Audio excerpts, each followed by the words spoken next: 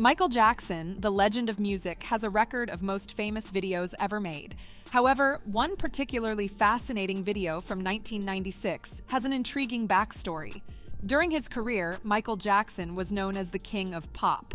He made many incredible music videos like Remember the Time, Bad, Smooth Criminal, Billie Jean, and Stranger in Moscow.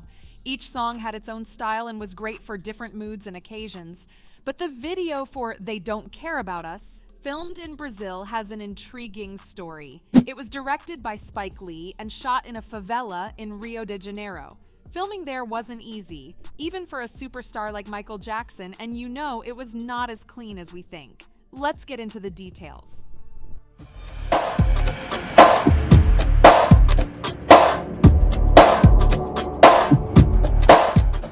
Michael Jackson's stardom soared to extraordinary heights, making him a global icon.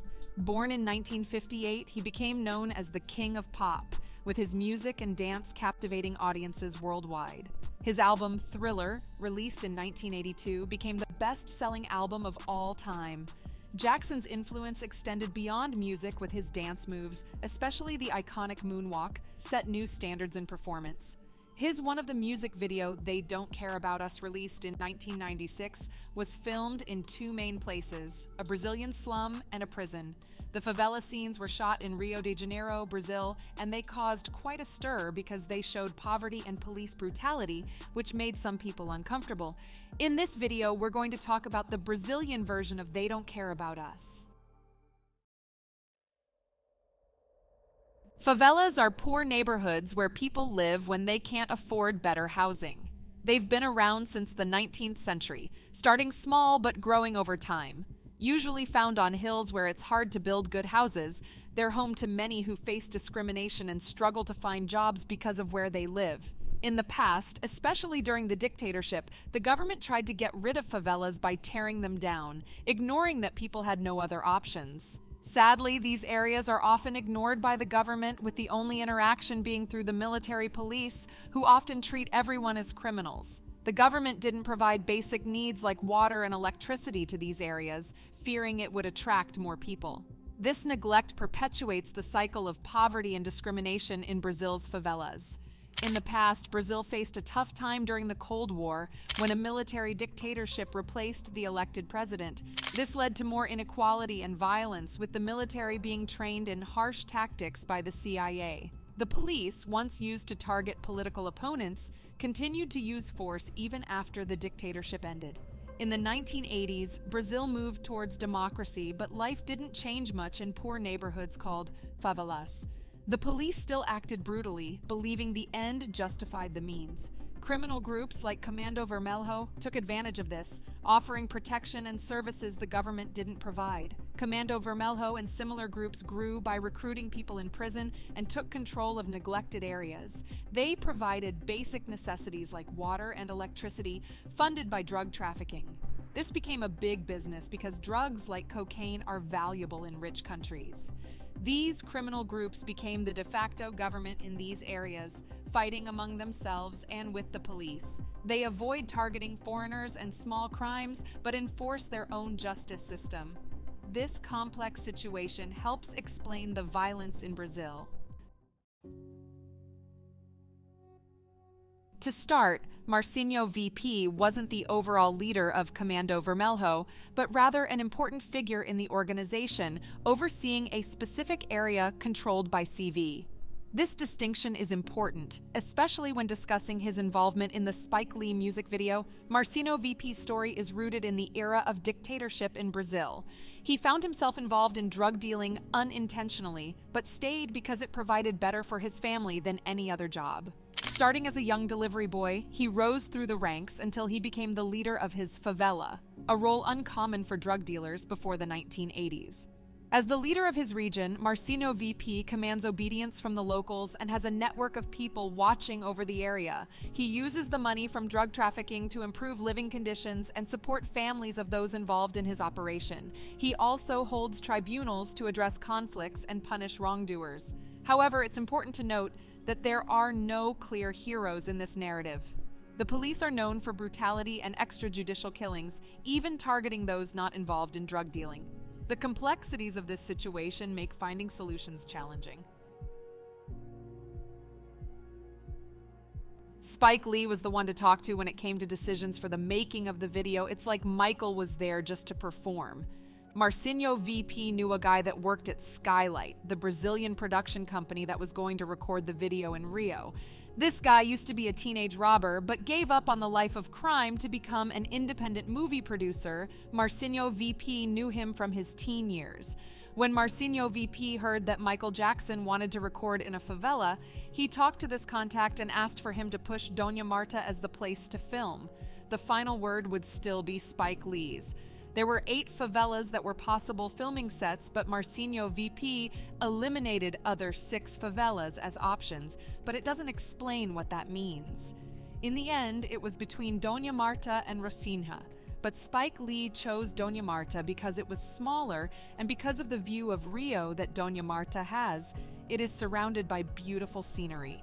After Spike Lee chose Dona Marta as the filming location, discussions began between the production company and the Homeowners Association of the favela. However, Marcinho VP insisted that the Homeowners Association president consult with him before making any decisions, a common practice in areas controlled by Comando Vermelho, and so the production started negotiating with him, though he did not speak to them directly for his own security. Marcinho VP gave his word that the place would be safe for Michael. He wanted the music video to make the people of the favela happy, and he also wanted the world to see his struggles. He even made a bold guarantee, stating that we could lay $1 million on the street and their film equipment, and no one would touch it. Despite being known as a dangerous criminal, Marcinho VP was actually a huge Michael Jackson fan. He made a banner for Michael Jackson's arrival. The video production didn't want any journalists in the area, and Marcinho VP was happy to oblige. He didn't like them either. The music video required 50 unarmed men to work as security, and to help carry things, Marcinho VP sent 30 of his drug dealers, and the rest were unemployed young men who lived at the favela. Once the newspapers let out that Dona Marta was chosen for the video, the military police required the list of names of the people who were going to work for the music video, and a lot of drug dealers who had criminal records were replaced so that they were not caught by the police. Just before the filming, 3 journalists tried to sneak into the favela undercover, but Marcinho VP's crew caught them and brought them to him. Marcinho VP told them to get rid of cameras. One journalist begged for an interview, promising not to reveal Marcinho VP's identity or the favela's location. Marcinho VP agreed. Here are some highlights I thought were interesting. I am against the legalization of drugs. Our people aren't ready for that. Drugs aren't good. It deceives you and numbs you to social revolution. The ones that use it can't see the things that are wrong in the system because they are enslaved. 90% of the people in the favela make minimum wage, about $100 back then. No one can live with that. Basic groceries cost BRL 114. Drug dealing inhibits those necessities. If I weren't selling it, someone else would take my place, and that could be bad for the community. There's a rap from Racionais MC from Sao Paulo that says, "Get away from the drugs and the easy things, read books." That's what I want to pass on. Crack is very harmful. I could make a lot of money with it, but I don't want to harm people even more. Besides, it would be difficult to control my men if they were high on crack. I am a chill guy. I am a professional at my craft. I feel worried, but not powerful. I want peace in my area, and I don't want anyone taking it. I am no Robin Hood. I know what I do is wrong. I want to pass on to all young people, whether they are part of the movement or not, the idea of social justice. I was born and raised here, and I help those who need, so I get recognized for my work. I like going to war, but only when it's necessary. If needed, I won't think twice. Personally, I hate kidnappings. I was kidnapped 3 times by the police when they tried to extort me. My group doesn't do that kind of stuff, but in a way, kidnapping works as a way to redistribute wealth. You can't get away from this. Brazilian police isn't ready to deal with poor people. A policeman with a uniform and badge makes BRL 300 a month and becomes corrupt. When someone from the favela goes to jail, they are humiliated like a dog. The police put drugs in the people's pockets to frame them. That's how the military police works. If they don't mess with us, we don't mess with them. One of my men with a rifle in an alley here can go for a triple kill with a single shot, same way they do. The dealers kill among each other, but the police kills first to steal our hierarchy. I have already been shot 8 times with a rifle. I am not afraid to die. I am a Catholic. I believe in God. I read the Bible, but I didn't like it. The Bible shows a line of thought that has been holding people back for centuries. On the day of filming, Marcinho VP put up a homemade sign to welcome Michael. He then stayed out of sight, shaving his face, changing his hair and clothes so he wouldn't be spotted by the police. Michael arrived by helicopter on the soccer field atop the favela. When Spike Lee and Michael Jackson arrived, Marcinho VP gave Spike Lee a shirt with the name of the 23 young people murdered by the police as a gift, and gave Michael a soccer ball that he wanted MJ to autograph. He didn't speak directly to Michael or Spike, though, since he didn't want to call attention to himself, and he knew all eyes would be on them.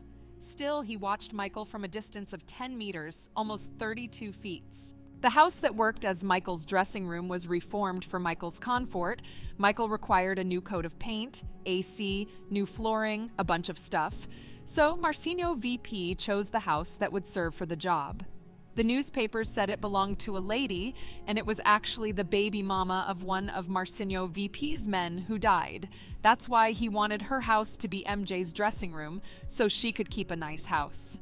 During the recordings, everyone was trying to see Michael, but it is described as a happy moment. Marcinho VP's security team kept watch around the perimeter to prevent any potential trouble from rival gangs, ensuring everything went smoothly. The police presence was outside the favela, as going inside often caused disturbances and unrest. After the recording of the music video, Marcinho VP received $5,000. Out of that money, $2,000 went to the 2 local daycares, $1,000 to the Homeowners Association, $1,000 to the local Samba school, another $1,000 to build a medical center, and then one guy at the Samba school asked for more $700, which the Americans also paid for, even though that guy didn't contribute much to the video.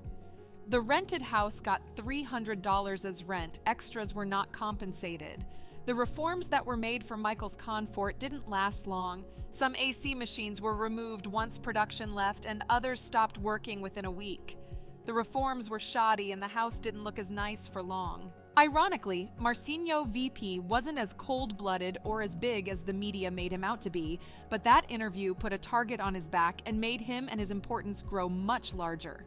He was sent to jail 8 days after the recording of the video. He tried to bribe the police but failed. He still managed to escape jail not long after with some of his friends.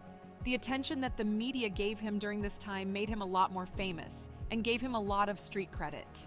The music video surpassed 1 billion views on YouTube by April 2023, becoming Jackson's second video to achieve this milestone. That was all for today. If you enjoyed the video, give a thumbs up and don't forget to subscribe to the channel to watch more videos related to Michael Jackson.